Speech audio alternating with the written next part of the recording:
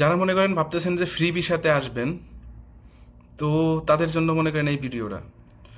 এখন ফ্রি ভিসায় যখন আপনি মনে করেন আসেন, আসার পরে কিন্তু আপনি যদি বৈধ হয়ে মনে করেন এই দেশে কাজ করতে চান, আপনার কিন্তু নির্দিষ্ট পরিমাণ মানে একটা সময় পর পর কিন্তু আপনার টাকাটা পরিশোধ করা লাগে আর কি।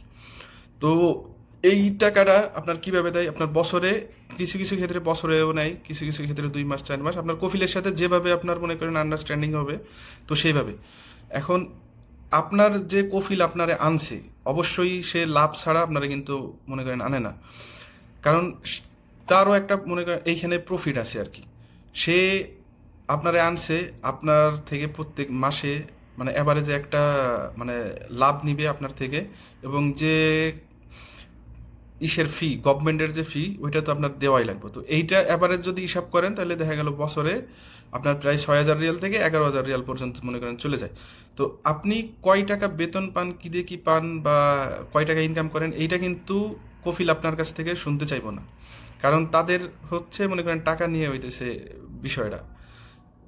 তার আপনার কাজ পারেন আর না পারেন, বা কাজ পান না পান, ঘরে ঘুমাই থাকেন, যাই করেন, আপনার কিন্তু মাস শেষে বা বছর শেষে আপনার তারে টাকাটা পরিশোধ করতেই হবে। এখন আপনি যদি মনে করেন নতুন আসেন, নতুন আসার পরে আপনি যদি কাজ জানেনও, যদি ফ্রি ভিসাতে আসেন, ফ্রি ভিসায় এসে যদি আপনার কাজ দেওয়ার মতন কোনো লোক না থাকে বা পরিচিত এরকম কোনো লিঙ্ক আপ না থাকে, আপনি কিন্তু নিজে কাজ ওইরকম সহজে খুঁজে বের করতে পারবেন না।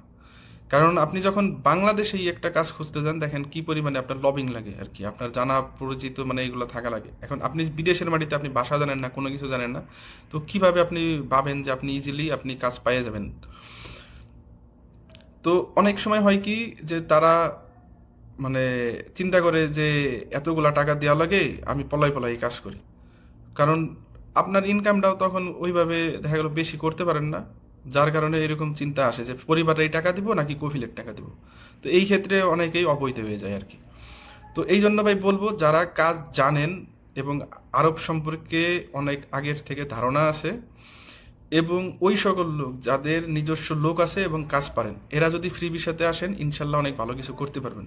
তাছাড়া যদি আপনি নতুন লোক, আপনি কাজ জানেন না, ভাষা জানেন না, কোনো কিছু জানেন না, আপনি যদি দালালের ভরসায় মনে করেন এই দেশে পা রাখেন, তাহলে অবশ্যই বিপদ আপনার জন্য অপেক্ষা করতেছে। আপনি যে কোনো সময় যে কোনো ধরনের বিপদের মধ্যে পড়তে পারেন। এবং